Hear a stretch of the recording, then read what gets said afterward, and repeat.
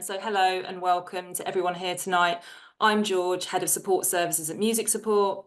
I can't see, as I said before, all your lovely faces, but I do know you're here. So thank you for attending this really special webinar, Understanding Addiction and Embracing Recovery, the Classical Edition, brought to you by the Royal Society of Musicians and Music Support. The RSM and Music Support are referral partners, and together we aim to provide support for musicians struggling with addiction and mental health challenges. So just a little bit about Music Support. We're a charity that helps anyone who works in the music industry experiencing substance use, addiction and/or mental health challenges. We offer a wide range of support services, and you can check those out on our website. We also offer support to family and friends of those in need. We offer education and awareness around addiction and much more. And if you go to musicsupport.org, you can see our full range of services. I'll introduce you to Mark from the RSM shortly, but first, just a snapshot of how this evening will run. So it'll run in 3 parts.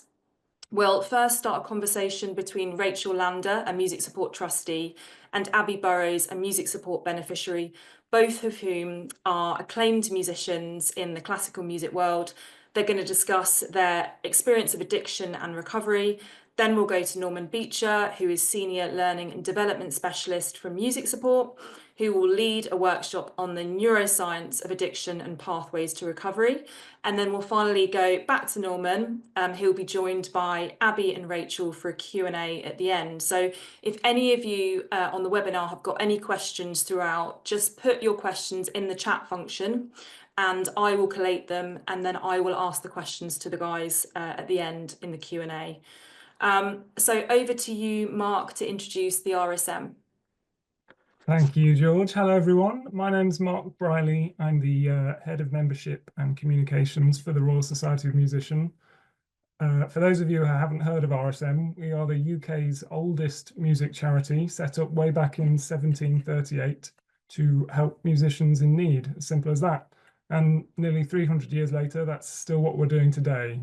We provide financial assistance, advice and guidance to any UK-based musicians or music professionals who are unable to work because of physical or mental ill health. So that doesn't just include performers, it can be teachers, technicians, administrators, and anything in between.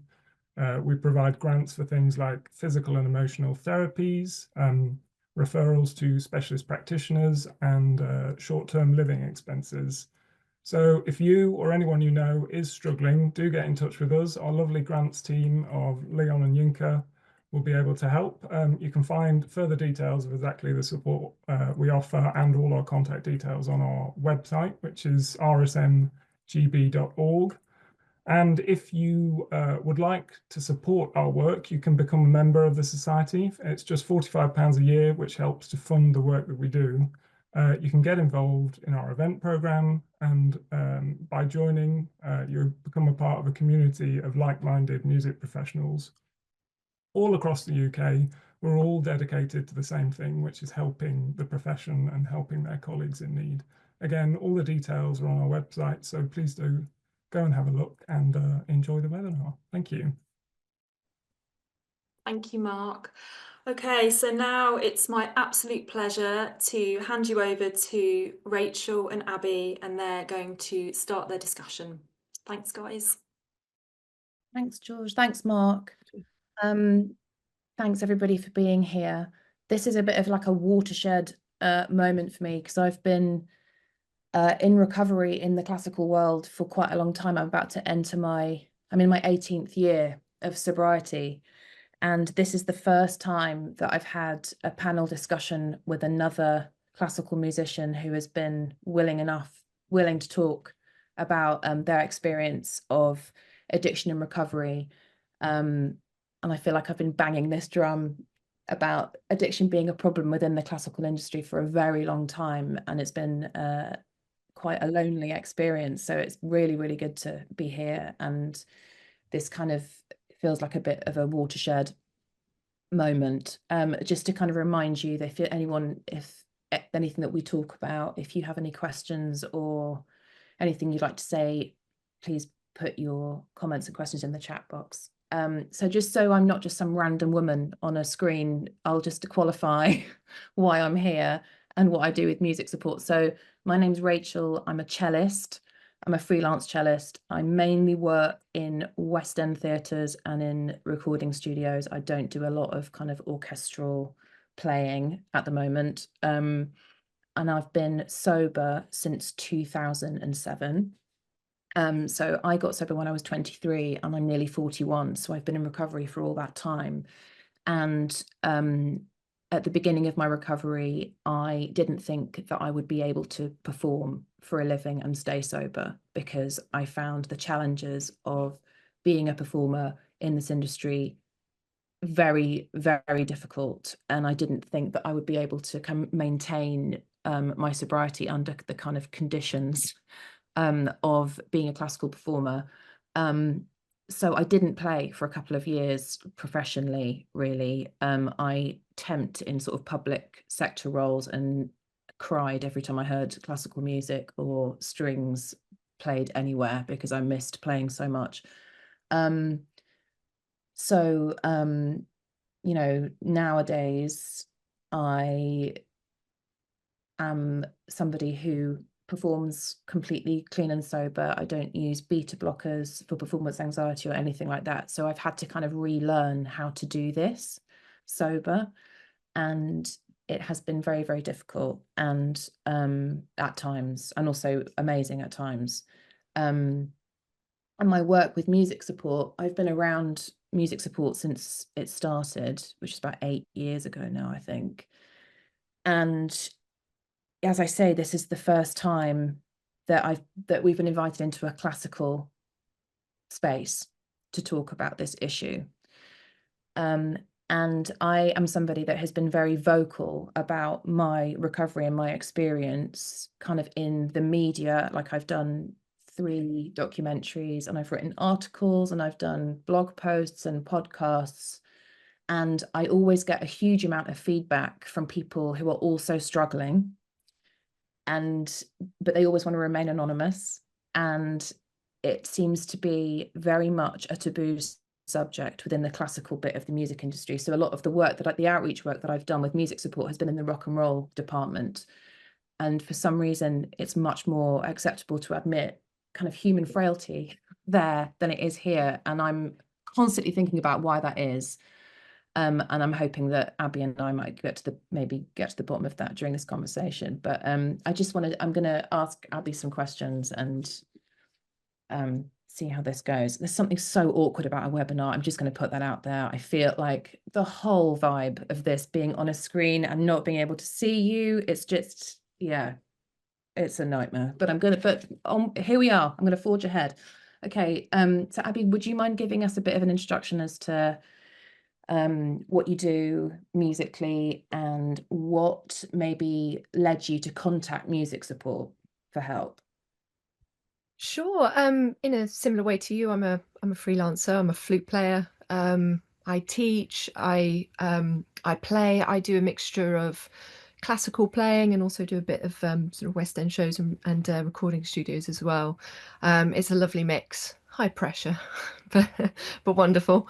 I'm very grateful for my career, but it is very hard to live it. You know, we can talk about that later. You know, but my drinking led me to a very dark path, and actually I see it as a little bit of a gift of desperation that it got so bad that I had to get help. And I actually feel rather lucky for that, although I don't feel very lucky for if I look back at the actual moments of it, because it was pretty catastrophic, but they were so bad that there was no denying the fact that I had a problem. So I had to sought help, and I sought help. I think things were a little bit hazy around then, but I think it was a Google search that led me to music support, and it's very clearly online and it's very clear what it does. And I feel that, you know, I got in touch with music support for help, and, you know, that just in brief, they gave me all the help I needed and put me back on my feet and have supported me ever since. And it's my pleasure to be here and you know, be a spokesperson, or for that. Yeah.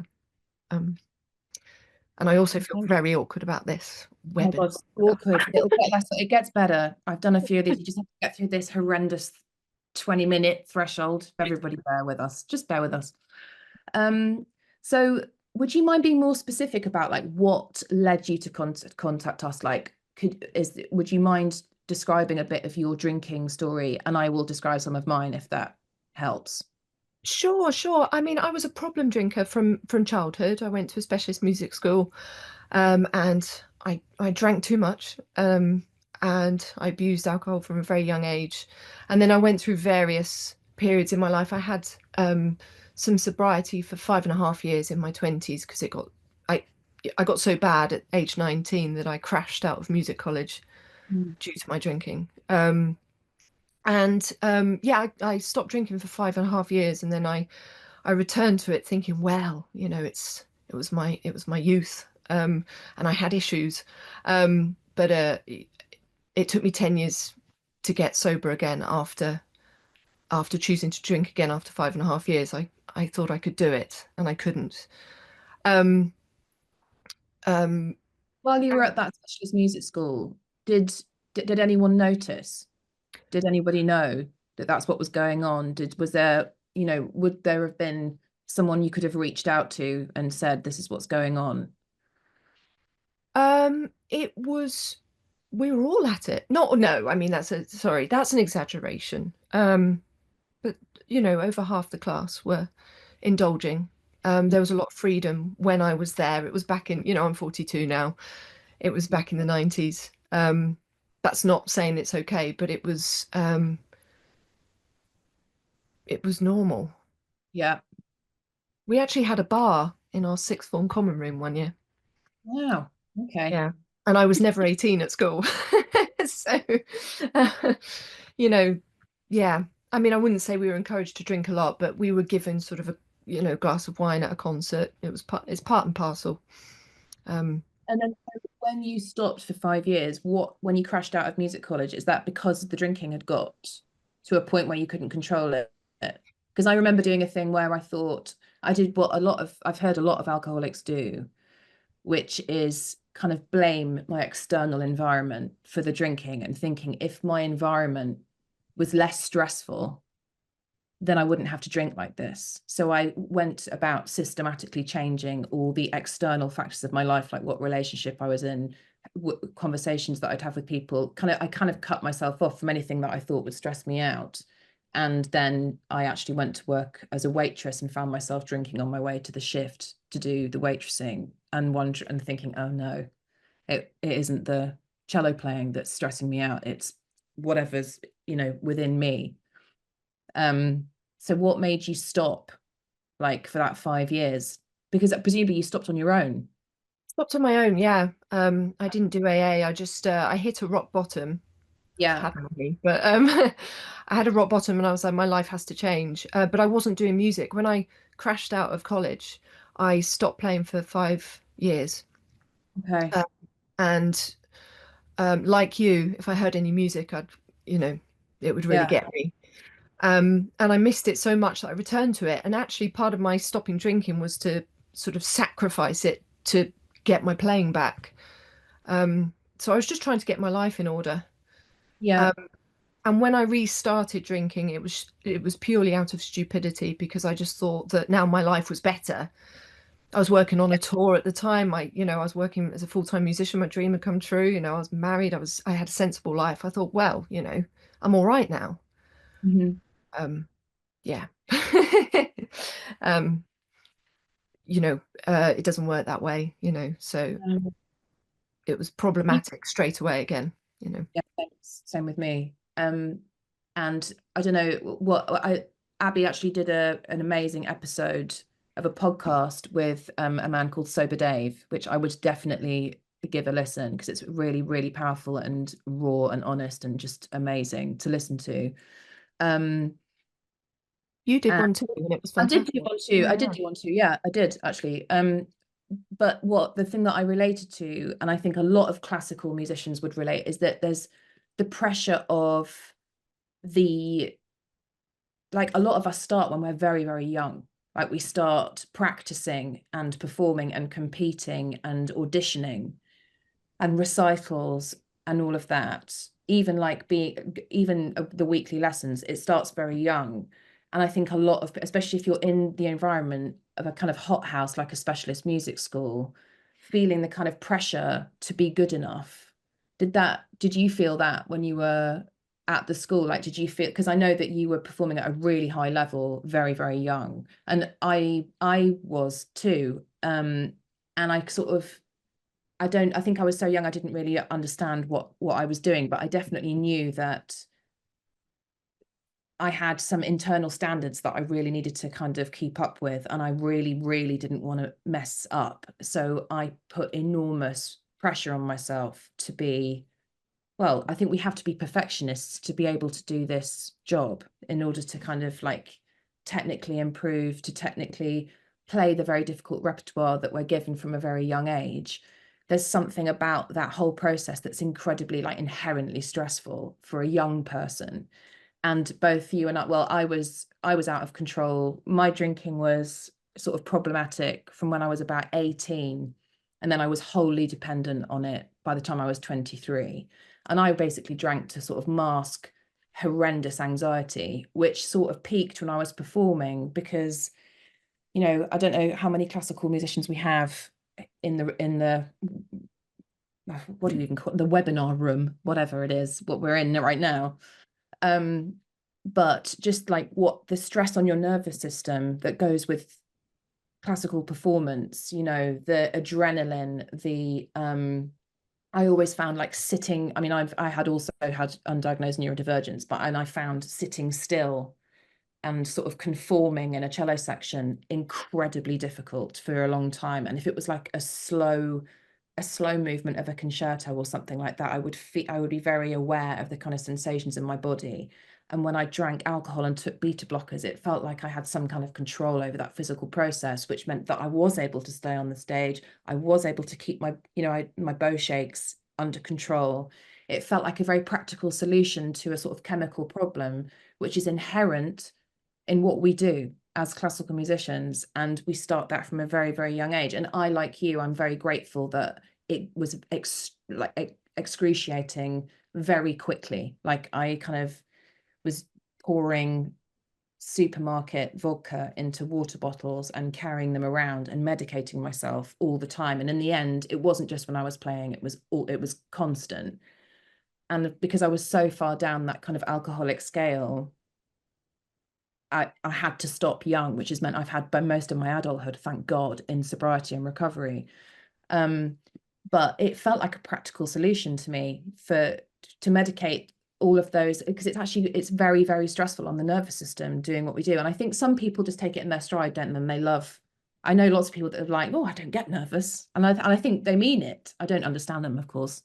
But I think some people aren't as afflicted with the sensations of it, but I definitely struggled with sort of managing performance anxiety. And I wonder if that was the thing for you as well, if you felt that kind of, you know, the horrors.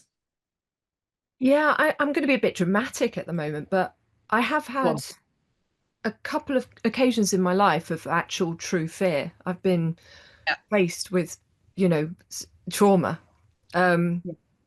when my life's been in danger.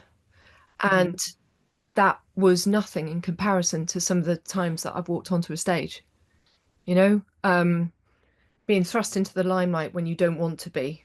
You know, I'm not naturally assertive, I'm not naturally confident, I'm not naturally you know, I don't like being looked at, you know.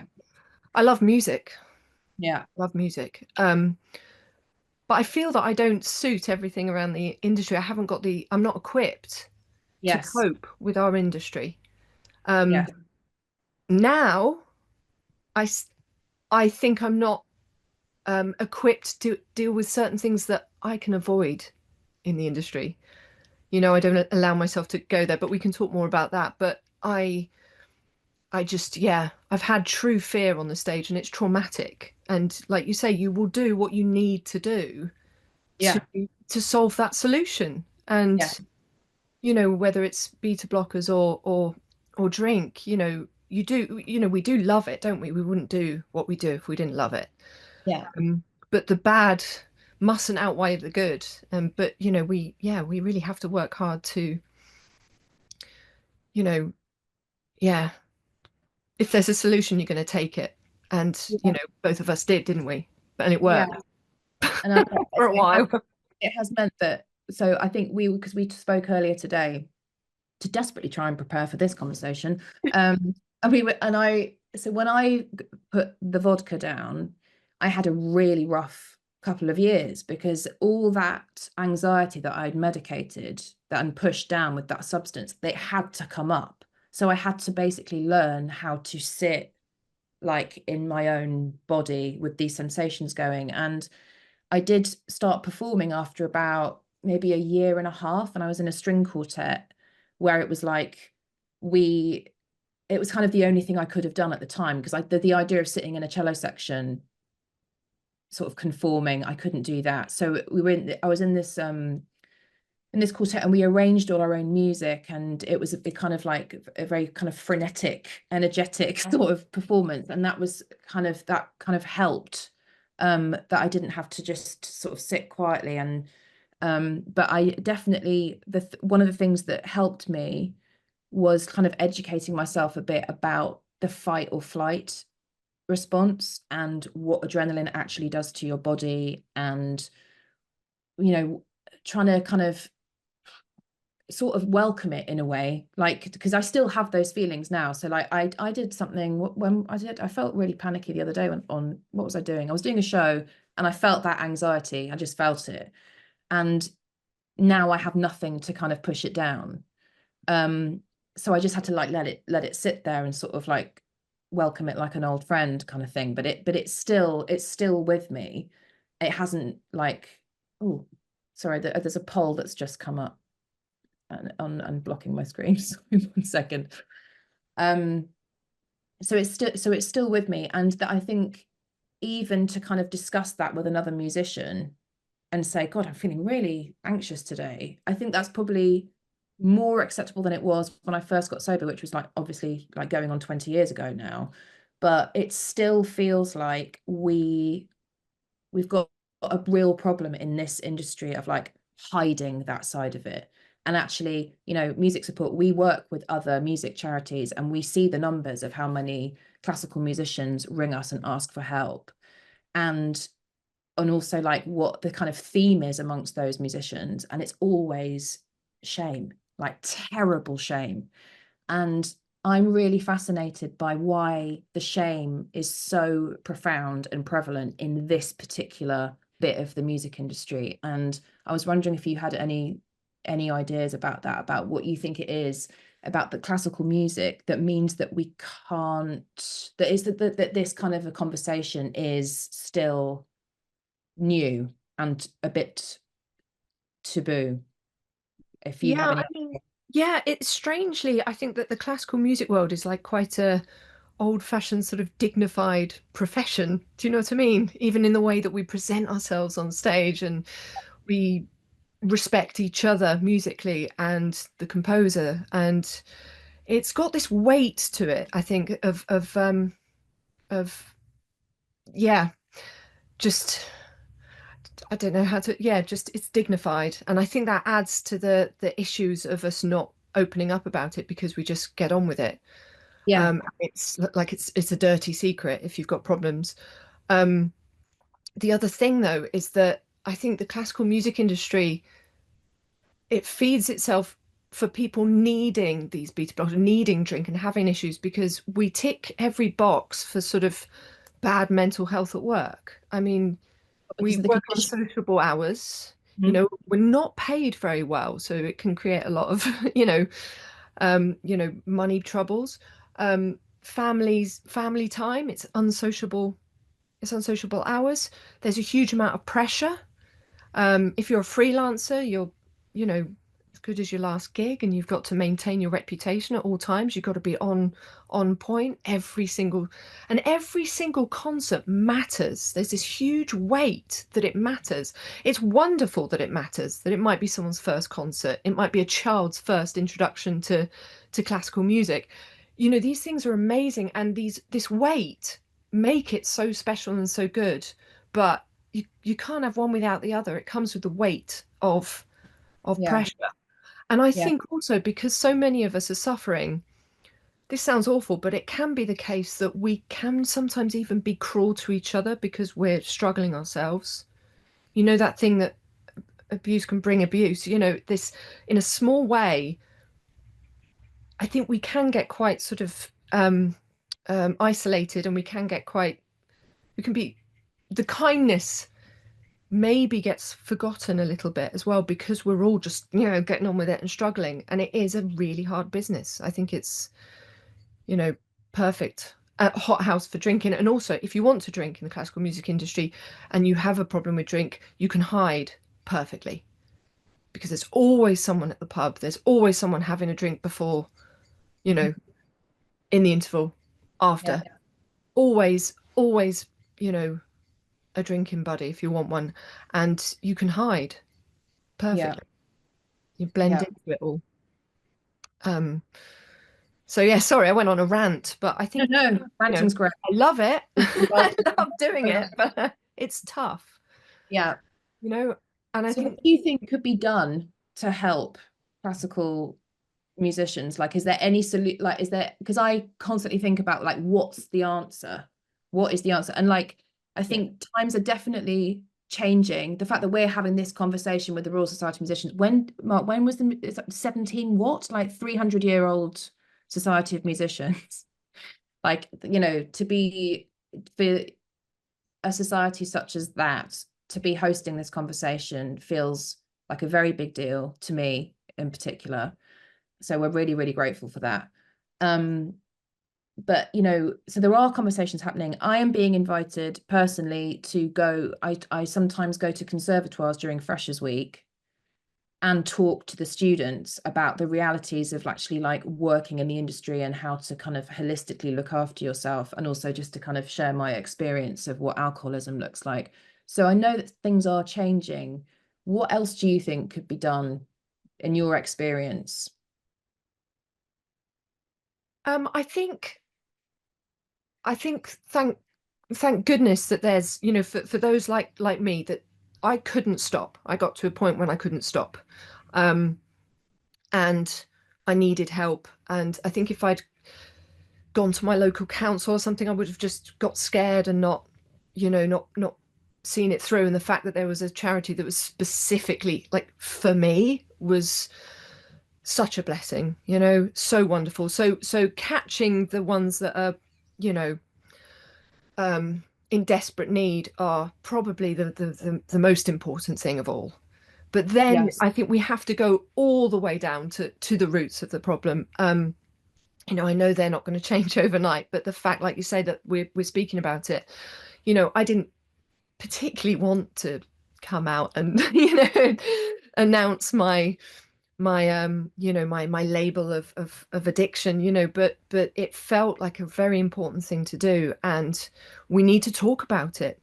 We need to be educated about it, and also just help our fellow man. I think, you know, if you say something else that we can do, we can help in very, very small ways of being educated about it, of course, which we will be shortly by Norman, but also just to you know, in very, very subtle ways, we can help each other by talking more, by, you know,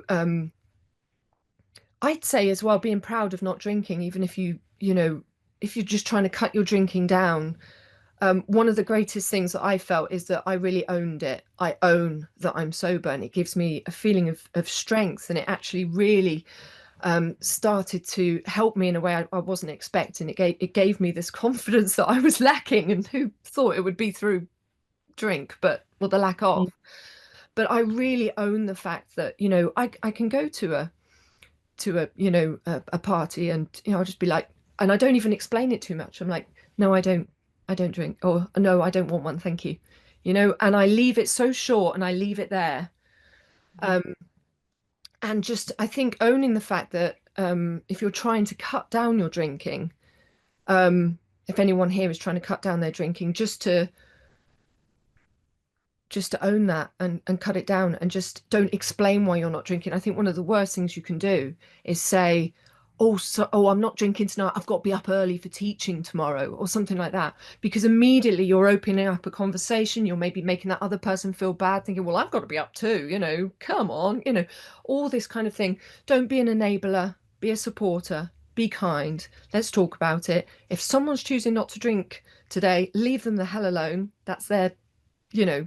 And if you are choosing not to have one, you're trying to maybe, you know, give up or cut down, do it, and do it with pride, and don't let anyone deviate you off it. We're not in school anymore, and you'll feel better for it. And that confidence has grown in me into something which is quite powerful. So I recommend it.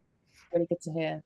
One of the things we were talking about earlier as well is that our drinking was very extreme, wasn't it?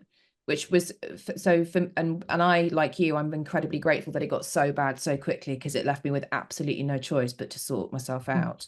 And it's meant that I've had like a different life than if I was just coasting along, sort of. But there are a lot of people whose drinking does not look on the outside catastrophic like ours. Like there isn't that kind of big dramatic story. There's a lot of like habitual drinking. And, you know, I also want to talk about, like, there's a, you know, we are both in 12-step recovery, which is abstinence-based recovery.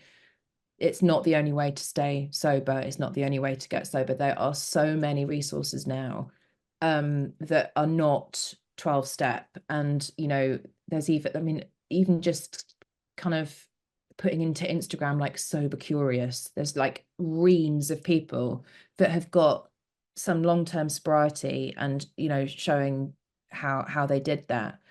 I think what's difficult about doing it in this industry is that it can feel quite lonely. Especially I found touring really hard, like really hard. I don't do it anymore because I've got children, and I try not to leave the house, if I'm completely honest. But I definitely don't want to sort of fly and perform, like I just don't really do it. But touring became sort of intolerable when I got sober, like the long days before the concert, the constant traveling, the weird circadian rhythms of like of being between time zones, and then the pressure of actually performing under those circumstances. Like I'm just not somebody that can do that. And so I was lucky enough that I was able to bow out because I had enough work not to do that.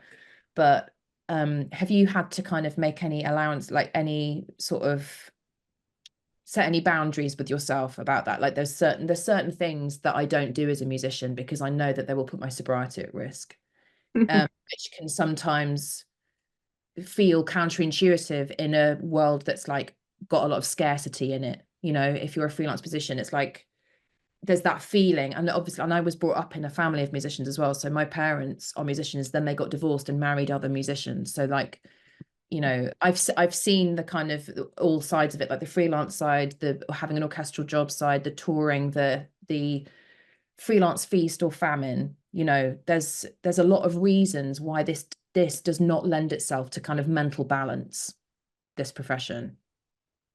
So Absolutely. what I did. you had to put measures in place? Yeah, not too many, if I'm honest, not too many, because I've just been pretty determined. And like I say, I had that gift of desperation where I can't drink, but I did miss, you know, Glastonbury, because I'm not festival ready. And you know, a tour bus as well.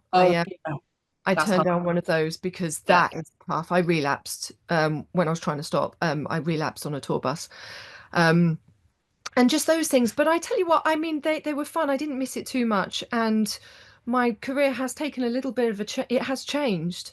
But I will admit that it's actually changed for the better. You know, just also, I know we're sort of coming to time, and I just want to say as well that you know, for whatever sacrifices, the small sacrifices I've made, I've been paid back, you know, 1,000-fold. You know, my health, my mental health, my physical health, my everything, heart and soul. You know, I would not swap 10 years of my drinking years with 1 year of this, even though it's tough, and it's been tough. I wouldn't swap it.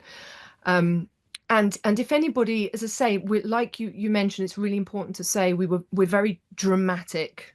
You know, we're a dramatic pair, aren't we? That, you know, that needed help, even if it's just cutting down alcohol.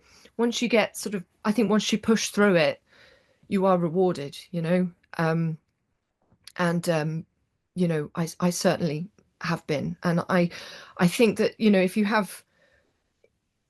come to a sad conclusion that maybe you have a problem with alcohol, see it as a huge positive, because there's something to do to fix something so you can have a better life. And it's literally one thing that you know, it's hard, and, you know, it's not easy, but it's worth it. But to have a problem and to have a solution is kind of a random thing, because, you know, sometimes if you're not well, or, do you know what I mean? You haven't got a choice in the matter. Here, it's just straightforward. If you think your life will be better without it, it will be. And so it's worth it. Just black and white, really. And I wish anyone giving it a go the absolute best of luck, and it's worth it. It's worth it. Thanks, Abbie. Okay, I'm going to hand over to Norman now, who's going to be the voice of reason and education. I don't know. I honestly don't know about the voice of reason. I'll give it a shot though, Rachel. Thank you, Rachel. Okay. Thanks, Abbie, and thank you both for that conversation. Thank It's you. always so lovely to see people being authentic and being real, and just normalizing addiction and normalizing recovery. You know, it's not sort of something that's in the background there or in the shadows. So thank you. Hello, folks. How many people we've got there? We still got people there, so hopefully they'll hang in there until I'm done. Folks, over the next 30 minutes, my hope is to do a presentation on addiction and the process of recovery. So in the first 10 to 15 minutes or so, I'll be talking through addiction, how it happens, what are some of the consequences in that. And then in the second half, 10 to 15 minutes, I will present to you some ideas about recovery. Before I start, though, I want to just ask, well, I'm not going to ask, I'm just going to tell you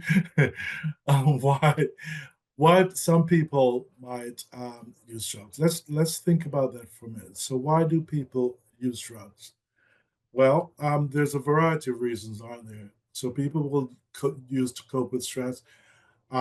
Rachel mentioned earlier how she oftentimes used to just sort of be able to get on stage and stuff like that. People will use to cope with stress or emotional pain. Some people just want to be numb and not feel anything. And so they might use to do that. They might use to enhance performance. In particular, things like stimulants will often enhance people's energy, enhance their focus, their productivity. People use recreationally, and there's nothing wrong with that either. You know, some people use responsibly and recreationally. Some people use to self-medicate because they may be feeling emotional pain. They may be feeling physical pain, and they use drugs to cope with that. Some people also use drugs as a result of unresolved emotion based on historical trauma that happened as a child, for instance, and they may use to cope with the unresolved trauma from that. And then, of course, some people use because they're addicted. And of course, that's the focus of our webinar this evening. I was about to say this morning for some reason. It feels like it. Yeah, so this evening, that's the focus of our webinar. And so to start with, I'm gonna just present you with some thoughts about what people think about addiction. So these are some common misconceptions that we know are present. That somehow addiction is a weakness, that the individual who's addicted perhaps is is lacking in morals or lacking in values, that somehow it's a lack of willpower, or somehow it's a choice. Now, I didn't say this earlier, but I too am in recovery from my own addiction. And I can't tell you how many times my friends, while I was in active addiction, would say to me, Norman, for God's sakes, pull yourself together. And I wanted to. I didn't want to be that guy who was weak or lacking in willpower or felt like I didn't have a choice. But somehow, no matter what I tried, and Rachael highlighted a number of things she tried, moving house, moving flats, changing jobs, all that stuff. Nothing I did worked until I found out, and I got into recovery and found out actually what I was actually dealing with. Because you see, what I was doing was trying to stop using based on misinformation, right? And these misconceptions, folks, they fuel the denial, they fuel the shame that Rachael talked about earlier. And what that does, it perpetuates the stigma and it prevents people seeking help. They go underground with it, right? So let's take a look at the official definition of addiction. Addiction is a treatable chronic medical disease involving complex interactions amongst brain circuits, genetics, the environment, and an individual's life experiences. People with addiction use substances or engage in behaviors that become compulsive and often continue despite harmful consequences. And that's from the American Society of Addiction Medicine, an organization that does quite a lot of research and around addiction and its consequences. Now, what you have here, folks, isn't sort of a choice that people make. You have a perfect storm of a number of circumstances, a number of things that come together to cause addiction, right? We could consider addiction to be a brain disorder. That's basically what it is, a brain disorder. It's a treat. So you have here, for instance, let's say someone has had a really difficult historical childhood trauma. Let's say they start to use drugs, as I said earlier, sometimes to cope with that unresolved emotional pain. If then there's genetics involved with addiction, of course, as they start to use and they continue to use, the mix of both of those, along with the complex interactions amongst brain circuits, that drives and feeds the addiction. I hope this is making sense to you guys, folks. But this is really what happens. And so, and as much as I am not a neuroscientist, but any stretch of the imagination, I'm going to now try to take you through my understanding of what happens, a little bit of the neuroscience around addiction. So as we know, everything we do, every single thing we do starts and ends in the brain. The brain, and I'd just like to draw your attention to image 1. So the brain sends messages. There are millions and millions of neurons in our brains, sends messages directing us to do daily tasks. Yeah, the things we do as we go about our daily business. So it sends these messages via electrical currents. That's in image 1. So for instance, if you touch something very hot, the brain sends a message. Your hand sends a message to the brain works out what the problem is, sends a message back to the hand saying, move away. And that happens really, really quickly. That happens via electrical messages. There are also chemical messengers that transmit information. And I'd like to draw your attention to image 2. So in image 2, you have a transmitting neuron at the top. This is an enlarged view of those neurons, by the way. A transmitting neuron at the top, receiving neuron at the bottom. And in between there's what's called a synapse. And that's where the chemicals transmit the messages, if you will. So you have these chemical messengers. And one of those chemical messengers is dopamine. I'm sure you're all familiar with dopamine. Dopamine is a chemical messenger responsible for pleasure. All naturally occurring pleasurable experiences release dopamine. once the dopamine or once a pleasurable experience has passed, the excess dopamine is recirculated back to that transmitting neuron, ready for next time, right? Now, in the midbrain sits what's called the reward center, and the main task of the reward center is to make us feel good when we engage in behaviors that are necessary for our survival. So behaviors like eating food, connecting with others, having sex, drinking, all that stuff. The main task of the reward center is to make us feel good when we engage in those behaviors, because they're necessary for survival. The reward center is also connected to the hippocampus, which is responsible for memory, and the prefrontal cortex, which is responsible for motivating planning, and so on and so on. Now,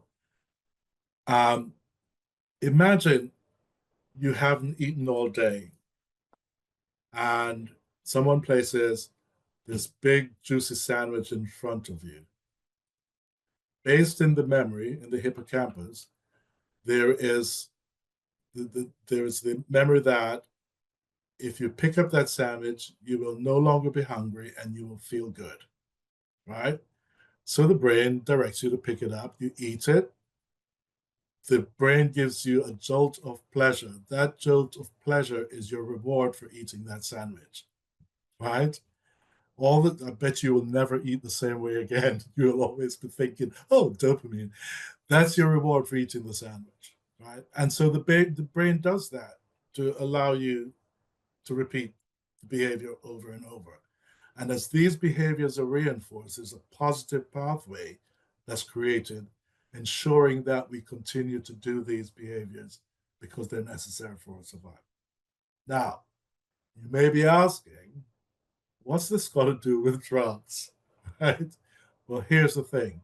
All drugs, including alcohol, I might add, has the ability to release massive amounts of dopamine in the pleasure center of the brain. It causes huge surges of dopamine, much more than the brain was meant to handle. And what happens over time, it hijacks the brain.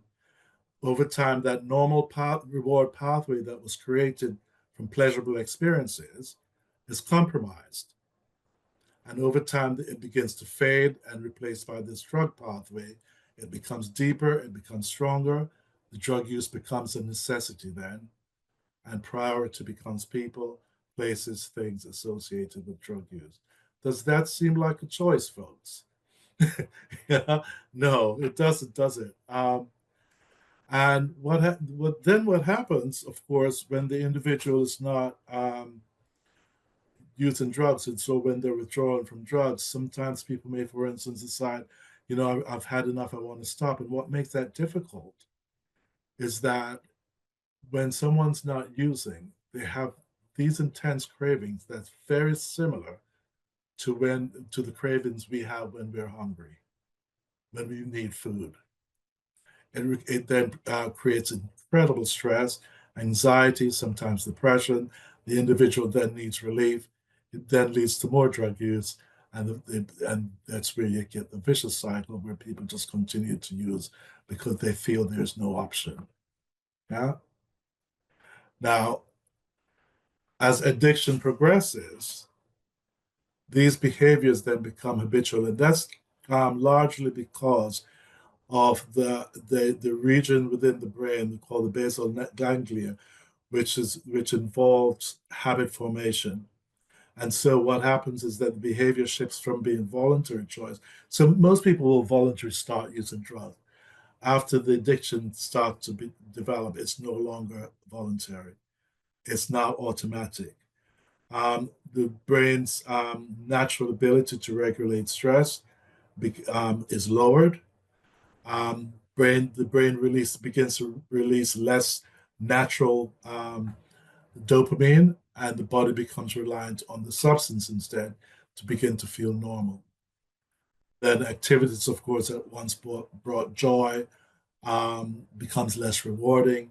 And of course, the individual has to now continue to use despite all those harmful consequences. And I'm hoping, folks, for those of you out there in webinar world, are beginning to understand what what I'm saying here, so that you really start to actually begin to challenge this whole idea that somehow people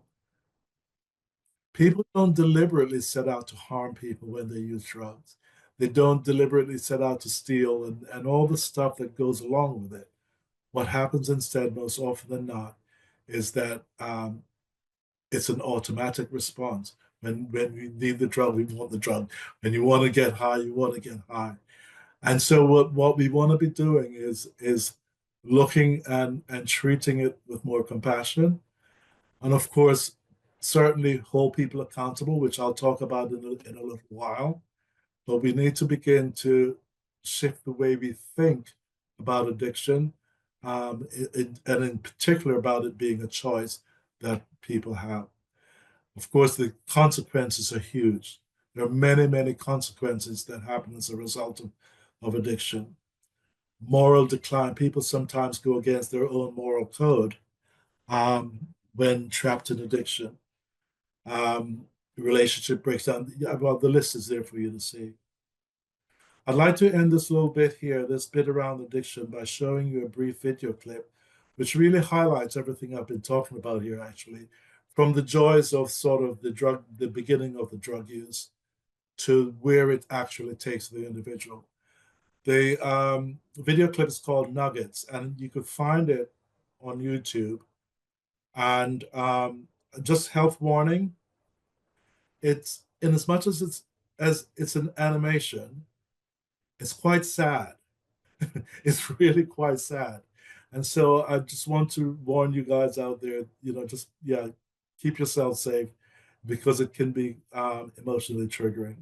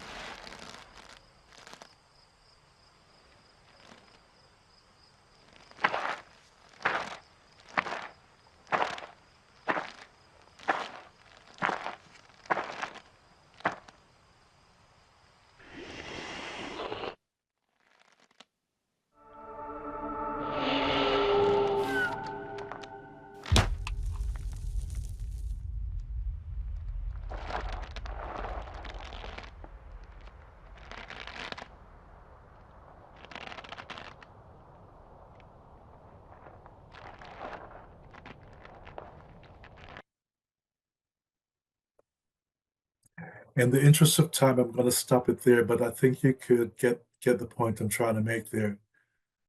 Drug use often starts off as it's an amazing thing, and if you are predisposed to being an addict, there's a really good chance that that's where it's going to end, in that dark place there. Now, the brilliant and really good news, as evidenced by Rachael and Abbie, is that recovery is absolutely possible. And I'd like to now take you through just a couple of pointers around the recovery process that you may find useful. So, so to begin with, I just want to read you this poem by Portia Nelson. It's called An Autobiography in 5 Short Chapters. Chapter 1, I walk down the street, there's a deep hole in the sidewalk. I fall in, I'm lost, I'm hopeless. It isn't my fault, it takes forever to find a way out. Chapter 2, I walk down the same street. There's a deep hole in the sidewalk and I pretend I don't see it. I fall in again, I can't believe I'm in the same place. But it isn't my fault, it still takes a long time to get out. Chapter 3, I walk down the same street. There's a deep hole in the sidewalk. I see it is there. I still fall in. It's a habit. My eyes are open. I know where I am. It is my fault, and I get out immediately. Chapter 4, I walk down the same street. There's a hole in the sidewalk, and I walk around it. And chapter 5, I walk down another street. This poem can be viewed as an analogy for the addicted individual's attempt at giving up their drug use and the process of recovery being about walking down another street. The point here, folks, is that recovery is a process, and sometimes there are setbacks, but recovery is a process, and it's a process of doing things differently. I'm going to now take a look at what recovery means. And of course, there are thousands of people in recovery, and there may be a number of different explanations or different descriptions from different people about what recovery means for them. But these are some of the key points that recovery often covers. So it's an ability to live a meaningful life despite having this illness. It's about healing, and it may be about healing mentally, physically, emotionally. It's about the individual taking responsibility for their actions, dealing with their feelings, and consequences of using. It ought to be fun, right? It should, we insist that recovery be fun. We're almost irreverent about it. And it should be holistic in nature. And by that, I mean, it ought to address the individual's emotional, physical, mental, and spiritual well-being. So it's not just about using drugs, and it's important to note that that brain state that we talked about earlier that's caused by addiction, it doesn't have to be permanent. Whilst there may be damage done and some neurons might not repair themselves, the brain has this amazing capacity to heal and repair itself. And so that neuroplasticity is what it's called. It allows for creating new pathways that's based on healthy behaviors. And I hope that's making sense. And that makes recovery, in fact, possible. The brain's ability to create new healthy pathways based on behaviors. So what we're talking about is having the addicted individual moving from this, where there's this sort of their mental capacity is filled up with the process of addiction, getting the drug, using the drug, recovering from the drug, at the expense of all other areas of their life, the physical, the emotional, and the spiritual, to this, some form of balance. Now, this is a perfectly balanced pie chart, of course, but and everybody's balance is going to be different. But what we're looking for is a balanced life. And how do we get that? So in order to rewire the brain, there's a combination of things that might need to happen. So the individual might need to work alongside a professional to create a comprehensive relapse prevention plan, which will include things like dealing with cravings, managing cravings. Cravings can be managed. Those intense cravings we talked about, they can be managed. Learning to deal with stress. Stress is one of the things that massive trigger for relapse. There's self-help groups, which allows for connection, social connection with others. There's 12-step groups, or there may be smart recovery. Some of you may be familiar with 12-step groups, maybe not so much familiar with SMART. SMART stands for self-management and recovery training, and it's they have groups online and sometimes face-to-face, and they're facilitated by someone trained to facilitate their groups. The individual might need trauma-informed psychotherapies to help them make sense of some of the stuff and unpick some of the stuff, the historical stuff that might have started them using in the first place. Some people might need rehab, and the rehab is a way of removing them from the environment because their environment may be too risky, or they may be living with a dual disorder, a mental health condition and an addiction. A period in rehab may be needed there. And of course, not to underestimate the importance of getting family and friends involved. Again, it helps with the social connection, helps with preventing social isolation, and it also helps with the individual recognizing that actually people still love and care for them despite their addiction in the first place. And so all these things in combination with each other, and this is not something that happens overnight, by the way. It's about consistent effort from the individuals, consistent effort, doing all the stuff will help to sort of rewire the brain and create new healthy pathways that helps them to begin to feel good and better about themselves. Now, it's important to note that early in recovery, sometimes people may relapse. It's not the end of the world, folks. Relapse oftentimes is almost a necessary part of some people's recovery. It's not necessary, but it's oftentimes a part of people's recovery journey. Each time they relapse, they sometimes find another path or another piece of the puzzle. So it's important that we're not alarmed, that we treat them with the compassion and empathy, and help them to get themselves up, dust themselves off, and get themselves back on the path to recovery. This, of course, is for those of you out there who may be supporting someone in recovery. Now, what can the music industry do? Because the reality, this is the truth about what we're talking about here.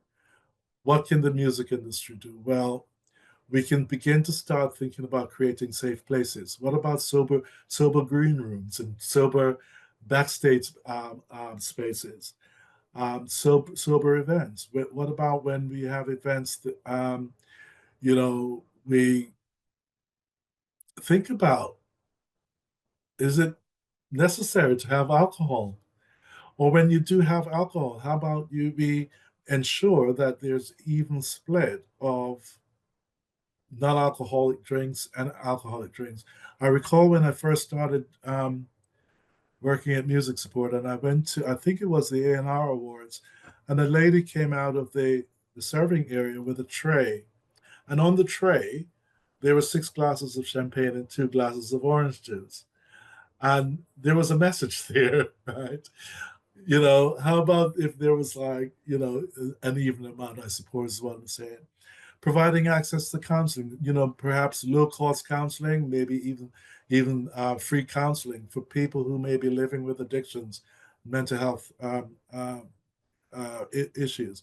How about partnering with one of the organizations like Music Support to provide peer support type groups where people can begin to honestly share with each other what's going on with them, and promoting a culture shift, a shift away from this idea that drugs and alcohol are necessary for creativity and productivity. And if we start to normalize conversations highlight and spotlight sober role models. For instance, in some of our industry magazines, maybe once a month we really spotlight a sober role model so that people see and they know that this stuff happens in the industry. It's not happening in isolation. It's not happening in the quiet. Let's start bigging it up in our music magazines. So these are some of my ideas. But these efforts require collaboration. It requires collaboration across the record labels, management companies, event organizers, unions, and I'm going to leave you with this, folks. Those of you out there, I'm going to leave you with this. What do you think make the biggest impact of all these things I've listed? And you may have your own. What do you think would make the biggest impact? Thank you. Amazing. Thank you, Norman. I think we're now going to go to a Q&A with you guys. So I've got some questions from people on the in the webinar watching. So I'm going to ask some questions and we'll try and get through all of them. Okay. I'm going to ask this question that just came through first because I think it's really important in terms of risk. And I guess, Norman, this would go to you, and I can chime in a bit on this, but someone has said, is it best to go cold turkey from alcohol or to reduce intake? Someone said you can have a much worse reaction by the body if they are having too much. What is too much to do cold turkey? That's a really, really good question, and one I'm happy to answer. The answer to that is when someone stops using alcohol for the first 72 hours after they stop using, there's a risk of potential seizures. And each person is different, and not everyone is gonna. This is not going to necessarily happen to everybody, but there's always the risk there. So the answer to that would be if you're supporting someone who is drinking heavily or drinking for an extended period of time, I would strongly suggest that you get them some medical attention to reduce the amount of to detox, in essence, from the alcohol, so that they're gradually tapered off, because there is always the risk. And again, I don't want to frighten people, but there is a risk of seizures and potentially death, actually. I just want to, let's just be clear about this, from withdrawal from alcohol. And it has to, there's a scientific reason for that, which I won't go into right now. But literally what happens when you stop drinking is the heart just starts palpitating in a huge way. Those of you who have had really bad hangovers might have experienced that. But yeah, my answer to that is actually, I would even go as far as to say, and just encourage small amounts of alcohol until you're able to get them to a detox. And that's specifically if they've been drinking for an extended period of time and a lot. Did you want to add anything to that, George? Yeah, no, I was just going to say, I think it's important, and Lynn will put in the chat as well, if you are struggling and you want some support in terms of, how dependent or addicted you are, you can give us a call. You can contact us on our helpline or contact the helpline email. There is also a website called CGL, so Change, Grow, Live. And they have these great addiction questionnaires. So you can go in yourself. It's a self input questionnaire, and you can find out how much your addiction severity is. And then you can contact us after if you need to. So Lynn, if you could put in our helpline and our helpline email into the chat, that would be great for everybody. Thank you. Can I just also add, the same is true for some prescription drugs like Valium. The drugs from the benzodiazepine family, the same is true for those, by the way. So, yeah. Thanks, Norman. Okay, the next question is Is it the teaching element that makes it so hard to be open and honest about drinking problems? So much of the entertainment business seems to find it easier to be open. And I guess that would be to Abbie and Rachael. Abbie, you teach. I don't teach. So maybe you should take this. Yes, I mean, I think that's a really valid point. It is, yeah. When I was first asked to do a podcast or a speech, my most worry was for my teaching. I teach at two really prestigious institutions and a primary school, you know, and the thoughts that, oh, an alcoholic teaches my child, you know, is something that I was concerned about. So yes, it certainly absolutely does add to that. But first off, every institution has been supportive and encouraging in my journey, and I've been surprised by the reaction. It wasn't what I feared. And also I had to realize that I need to be sober and I want to share my story and help others. And if there is some, collateral, so be it. I need to live my life and live it a certain way. And if I have to make alterations in places, then I'll do that and I'll be happier for it. And it will just have to be, you know. But as I said, I teach at music institutions, and they've been nothing but supportive and wonderful. Every parent's been wonderful. I haven't lost a single student. People are kinder than we think, than we maybe give them credit for. So, but yes, I agree. It's a huge issue of why we don't speak, you know, why we don't come out about it. It was my biggest fear when speaking about this. It's funny though, isn't it? Because actually someone who is actively seeking recovery and being authentic is a lot less frightening to me than somebody who is like engaging in the kind of shadiness of a secret addiction. Actually, you know, the longer I'm sober and sort of out as a sober woman, like people tell me that I'm a safe pair of hands professionally because they know about me. I'm, you know, there's no sort of, I have to be authentic. And I chose that as well because I felt like so much of my drinking was about masking what was going on internally. And in my early recovery, I was so afraid of picking up a drink again that I felt like I had to be transparent everywhere so everybody else could know that that's what I was doing, you know, because I didn't want any kind of secret, shady corners where I could actually like pick up a drink again and sort of relapse. So yeah, it is a risk. The anonymity thing is a risk. I'm just going to add really quickly because I know we're running out of time.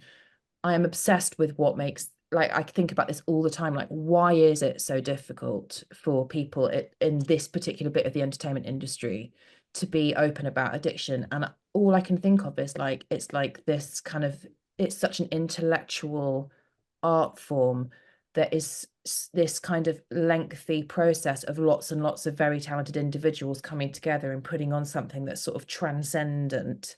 And I think there's something about glimpsing behind the veil of that we just don't want to do because we want it to look elitist and shiny and, you know, the kind of creme de la creme of, you know, high art. And I think, and I understand that, I can really understand that because it's sort of, it doesn't want to be kind of sullied in any way, but it's just, that means that we're not actually like looking after our own, of the people that are actually kind of part of that process. So, yeah. Thank you, guys. And this question kind of leads on to what you've just been talking about. So how do you deal with people who you have worked with pre-sobriety and then meeting the new you, so they meet the new you? I have a gig coming up with an orchestra that I haven't played with since I've been sober, and I'm really worried that people are still going to expect the old me to show up. A lovely question, huh? That Sorry. I love my sponsor said something to me in my first year of recovery because I had that same thing. And also I was afraid of being boring. So like going from being a party girl to being someone who's boring. And she just said this thing that I have like assimilated to my marrow, which is what other people think of you is none of your business, which sounds quite harsh, but it was incredibly liberating because actually I had to make a decision that I was going to prioritize my sobriety over what other people expected of me, of what other people thought of me. It was, you know, I wasn't gonna, I couldn't people please my way through that situation. And actually, there's something about authentically saying, I've stopped drinking and I'm actually really wobbly about it. You know, even if you have to say that to one person on that gig and make that connection with one person, so you've got a safe person there. And I would bookend every single gig that I did with either a meeting or a call with another recovering alcoholic. So I would call someone on the way there and then afterwards to kind of check in with them. So I went in not alone. You know, I felt like I had my support network with me going into that unfamiliar environment.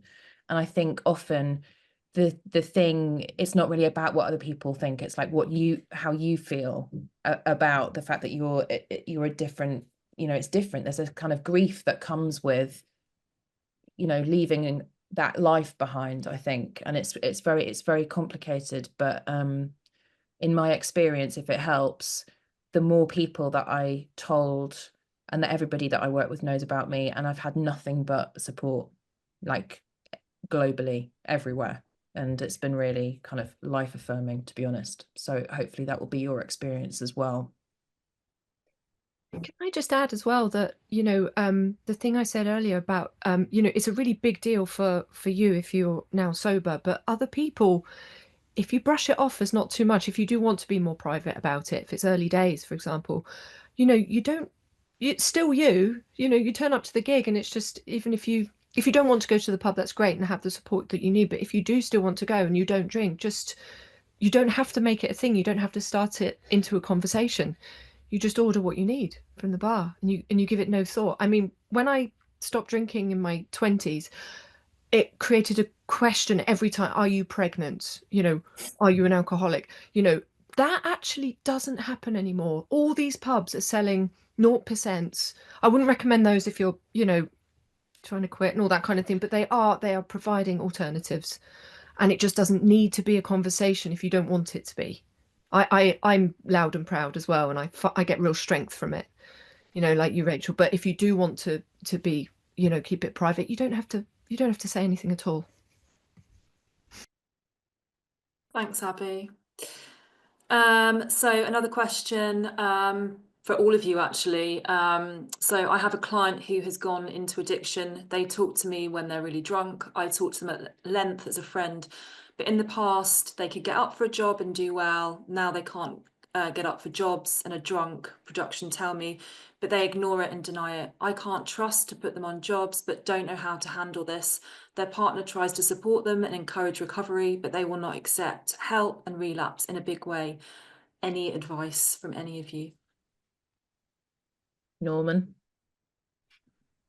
Yeah, well, the first thing I suppose I'd like to say is try not to have a conversation with them when they've been drinking, because that really is just going to lead to defensiveness, and you're not going to get anywhere. I suppose that the thing I'd like to say is just try your best to set aside time to talk. Ensure it's not a time when they're intoxicated. And of course, there's never a perfect time, is there, to have a difficult conversation? But sometimes it can prove to be more productive than others. So choosing a moment when the individual you're concerned about is sober and you're both calm can make a difference. If you find yourself in a moment when things are going well, just take advantage of that moment and bring up your concerns. Try not to, when you're talking to the individual, place blame. So explain to them how their using is affecting you without sort of placing blame. So you might use I statements, for instance. So I feel worried when I see you struggling, instead of you're always causing me problems. You know, little things like that helps. Yeah, it's a tough one. It's not one that can be just sort of answered in a blanket way. And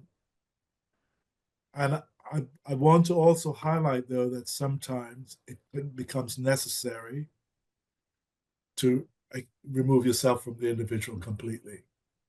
So it may get to that point, but before it gets to that point, I think trying some of the things I've just said might be useful. Yeah, it's a tough one. So it's a really, really tough one, and one that you hear time and time again. And one of the reasons I'm so reluctant to answer it with a sort of blanket answer is that everybody's so different, and everybody has their different boundaries and stuff like that. And I'm not here to tell anybody where their boundaries lie, right? Because some people will say, get rid of them, kick them out, do whatever. But that might not be something you're able to do. It's about finding where your boundary is, and hopefully you'll be able to stick with that. I hope I've helped someone. It's not an easy one to answer at all. We also have I a was going to family say, line, don't we? We have a resource, a music support. Exactly. Yeah, exactly, Rachel. So we support family and friends of those in need. So so whoever wrote that, please give us a shout and we can help you navigate how to support this person, but also how to support yourself, because we understand that it's really tricky to be somebody trying to support someone struggling with addiction challenges. It's chaotic and it's difficult. So yeah, give us a call and we'll be happy to help you. In the interest of time, I'm going to go on to the next question pretty quickly. So the next one is, good evening. Firstly, thank you all very much for being open to share your vulnerability and experiences, as well as helping grow awareness of mental health and addiction. Jimi Hendrix, I think, called music a safe kind of high, and both speakers referred to how they missed music greatly during times when they were not playing. Given this, my question is, when musicians have an addiction, can it alter their enjoyment of the music they are playing? I mean, didn't Jimi Hendrix die of addiction aged 27? So possibly he's not the best authority about what kind of high we should be aiming for. But I didn't really feel anything when I was playing, when I was in active addiction, because that was the point. I wanted to shut off absolutely everything so I could function. So I think I did some pretty nice gigs actually when I was drinking, but I was so obsessed with myself. Like the people talk in 12-step recovery about the kind of outstanding characteristic of addiction sort of being self-centered fear. And that's what I was riddled with. And when you are full of that, you become myopic and unable to see or experience anything else. And that's that's why addiction is so isolating, is because you can't really feel connection to anything. So for me, I was incredibly cut off. And I'm a much better musician now. I am sober and I enjoy it and feel it much more. That's my experience of it. And I'd just like to quickly add there as well that, when you consider that using over time, the individual starts to get less and less enjoyment out of things that used to bring them pleasure, then it makes sense that you wouldn't get as much pleasure out of the music you're playing once the addiction develops. That makes absolute sense to me that wouldn't happen. So I get what you're saying there, Rachel, that you get a lot more pleasure from playing now that you're sober. And in fact, most musicians who are in sobriety will tell you exactly that. I've read stories from different people who've been in recovery in the industry, and they'll say exactly that they make better music now than they did when they were using. I'll add to that as well, is that music's my favorite thing in the world, and I love being a musician, and it was still worth it, even for numbing myself, to be able to do it. It was still worth trying to do it with my life. But I considered enjoyment being getting through it. Yeah. And now it's like I don't know, was it like Plato with the shadows on the on the cave? I was looking at the shadows. Now I'm playing. I'm a different player now, and I love it. And it's free. I'm free, and I'm a much better player. Since I got sober, much better. I'm more generous because I'm listening. I'm really switched on. I'm listening to tuning more. My rhythm was always the first thing to go.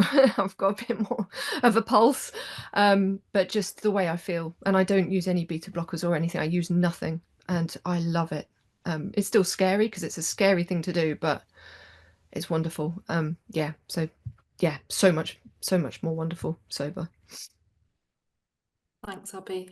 One more question really quickly. So I have to say this because it's come through, and I think, Rachel, you'll appreciate this. But first of all, Rachel, great hair. To all panelists, thank you so much for sharing your stories. Was there anything, as a family member who is supporting someone through recovery, this is them, that your family or friends could have done differently that would have enabled you to see the problem sooner or succeed more easily? I mean, I'll take that. My family tried to intervene. I kept it a secret from my family. I think if they'd have known what was going on, the truth of what was going on, they may have intervened. But there's something about denial. We haven't really touched on denial. Denial is the worst bit about addiction, I think. It's the worst bit. It's the thing that kills people that are addicts. It's a miracle that anybody gets sober, because such a hallmark of the addiction is this piece of it that tells you that you don't have it. And so we have to self-diagnose, and then we have to keep self-diagnosing and keep showing up for something different.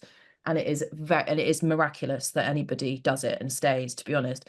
And I think my family they probably felt incredibly powerless.